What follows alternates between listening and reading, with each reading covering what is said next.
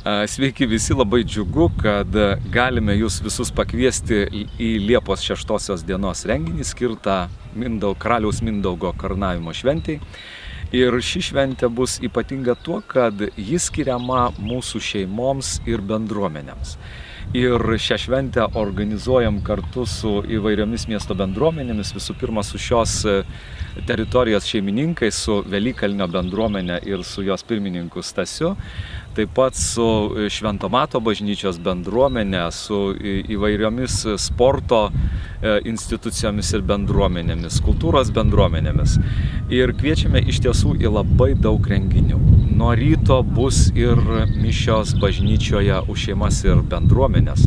Paskui prasidės įvairios kultūrinės veiklos renginiai ir pamatys ir retro šokius, retro muziką, liaudies šokius, Jimenezą su savo žymiaisiais tango ir dainomis, ir įvairiausių kitų muzikinių siurprizų ir zumba.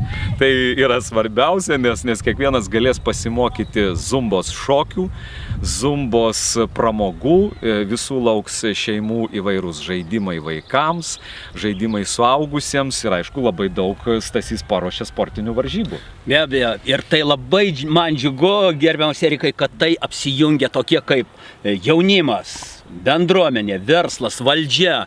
Ir tai viskas persikelia į šį nepakartojamą gražų kampelį Velykalnio bendruomenės parką.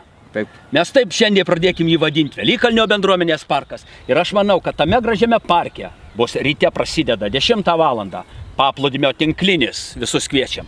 Paplūdimio tenisas tai irgi yra toksai naujas darinukas, kuris apima visą Lietuvą. Ir tada lauko tenisas. Ir paplūdimio tenisas tai bus Rokiškio rajono savivaldybės mero taurė laimėti. Aš manyčiau, bus nemažai jaunimas paruoš gražių atrakcionų čia, toje žalioje gražioje erdvėje. Bus šachmatai, bus šaškių rengiamos turnyrai. Taip, ir jaunimo centro įvairios pramogos ir mugės laukia, kūrybinės laboratorijos. Ir rinks, kiek žinau, ir sportininkai savo karalius ir karalienę. O mes labai tikimės gero oro ir kad miestelėnai pasiruoštų bet kokiam orui, karštai sauliai, su skėčiais, su kepurėmis. Jeigu vėsesnis vakaras bus, tai natūralu šiltesnį megztinį, gerą kompaniją šalia.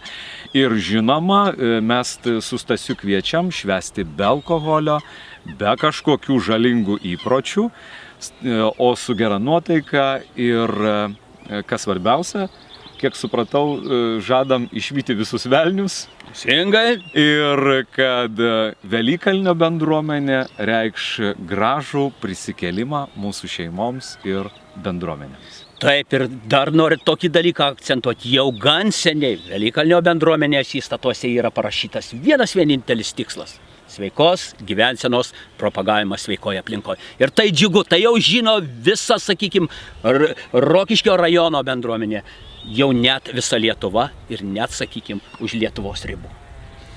Tai mes tada ir sveikinam visus su artėjančia švente ir laukiame atvykstant į Velykalnio, o ne Velniakalnio parką. Džiugu, Erikai. Ir laukiam kuo daugiau. Ir dar galima net pasakyti, kad iš mikrorajono kursuos autobusas. Ir kas norės patekti į tai visą dieną, nuo ryto 10 iki nakties 12. Prašau, atvykit į tą nepakartojamą gražų Velykalnio bendruomenės parką, kur prieš mus dar yra graži 500 ąžuolų. Pažiūrėkit į tuos ąžuolus. Jie buvo pasodinti 1999 metais. Tai yra Rokiškiui buvo 500 metų. Ir šiandien pažiūrėkit, kaip jie gražiai atrodo. Mes galim tą kurti nepakartojamą gražų kampelį visi kartu apsijungia. Dar kartą sakau, jaunimas, bendruomenė, verslas ir valdžia. Ir visus kviečiam, tą darykim. Mes vienybėje ar yra galybė. Taip, su švente. Su švente visus.